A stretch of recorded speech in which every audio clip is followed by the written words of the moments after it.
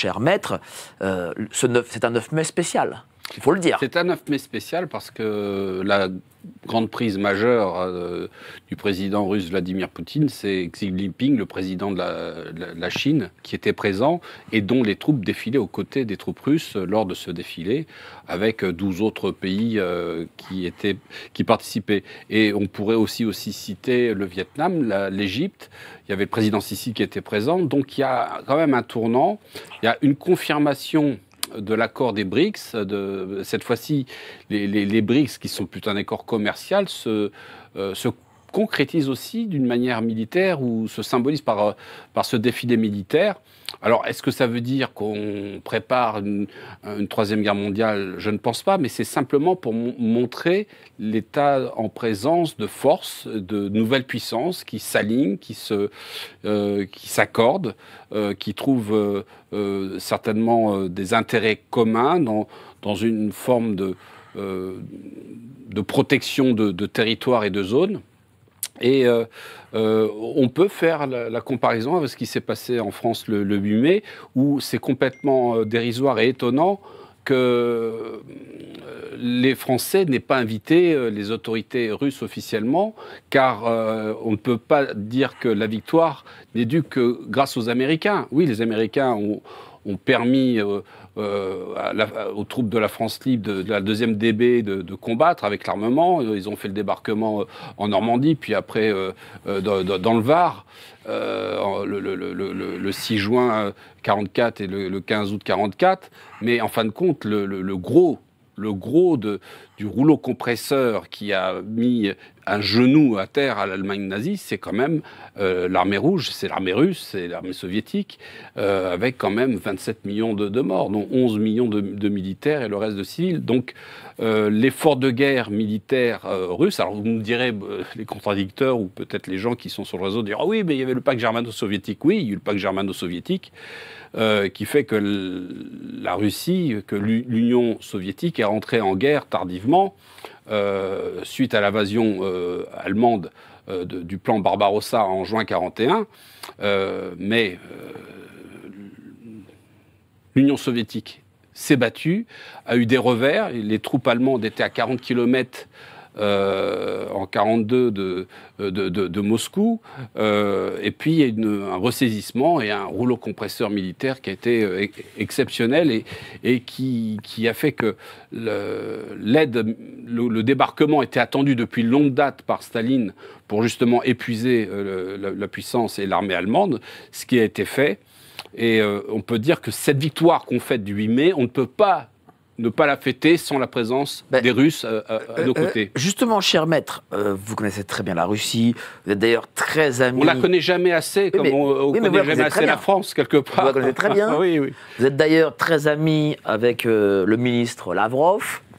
Très ami, non. Ah si, quand même, il vous reçoit. Bon, oui, ami, bien quoi. sûr, mais c'est du fait... Non, mais je vais vous dire une chose. Dites-moi. Moi, je ne suis pas arrivé en Russie en sautant comme un cabri, c'est-à-dire que je connais la Russie depuis très longtemps.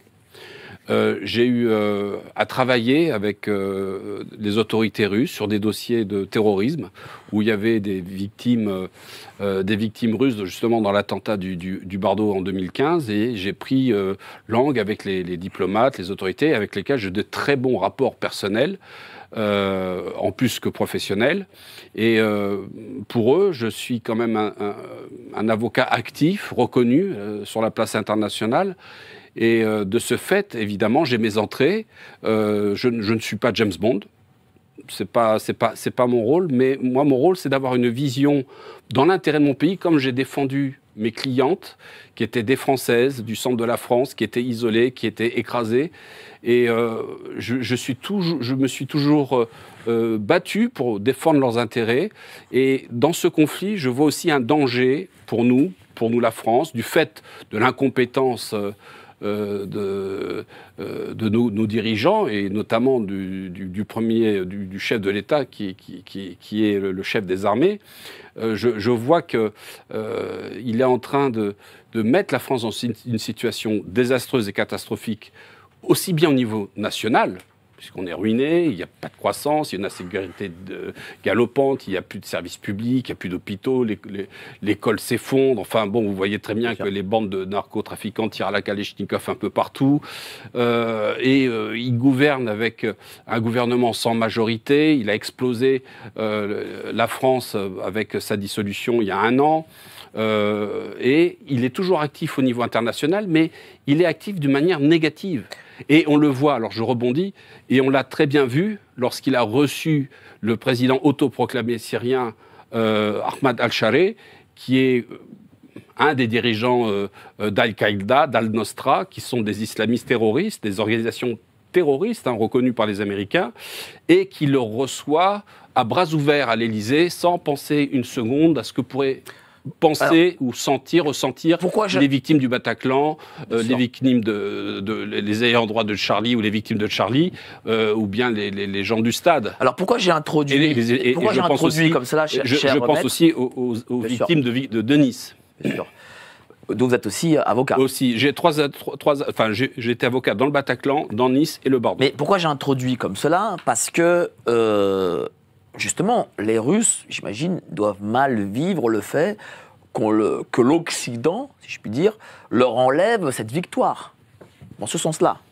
Alors, je pense que pour obtenir la susceptibilité des Russes, il en faut beaucoup plus que ça. Et je crois que la réception officielle de Ahmad al-Shareh, du président autoproclamé Ahmad al-Shareh à l'Élysée, et en plus avec encore des accolades dont on aurait pu se passer au nom des victimes françaises, prouve que c'est une sorte de pied de nez qu'aimerait faire le président Macron, le président Vladimir Poutine, en disant voilà, ton grand ami Bachar el-Assad a été renversé, il est réfugié à Moscou, et bien moi je reçois le vainqueur en grande pompe, sans comprendre les conséquences, tout en nous faisant passer pour des abrutis en disant mais attendez, vous y connaissez rien, ça c'est de la haute diplomatie, parce que vous comprenez, c'est un pays carrefour. Mais on le sait que la Syrie c'est un pays carrefour, mais depuis longtemps.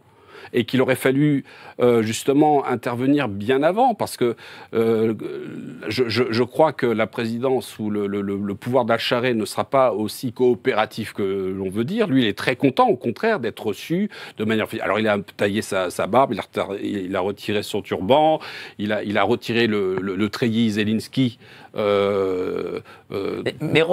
mettre le costume cravate et paraître comme un islamiste modéré.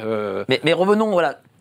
Donc les Russes, que ici, en France, en Amérique, en Allemagne, enfin non pas en Allemagne, en Italie ou que sais-je, on leur refuse un peu cette victoire, ils s'en foutent.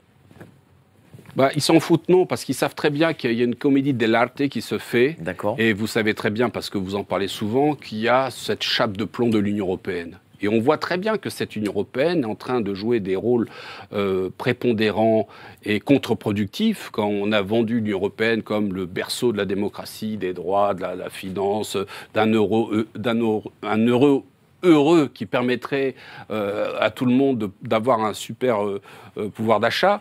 On s'aperçoit que dès que l'Europe est contredite par les peuples, comme ça a été le cas quand on a eu le référendum de 2005 où 55% des gens ont dit non au traité de la Constitution de Lisbonne.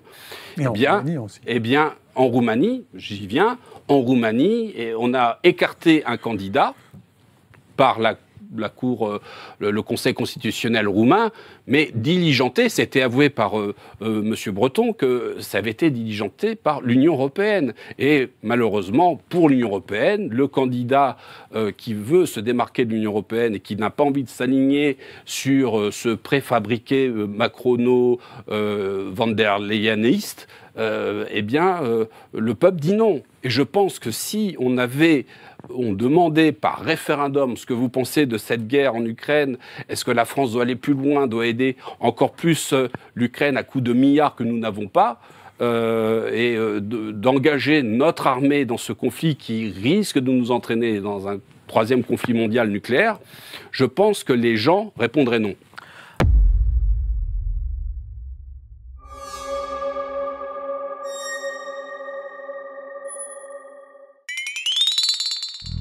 Yeah.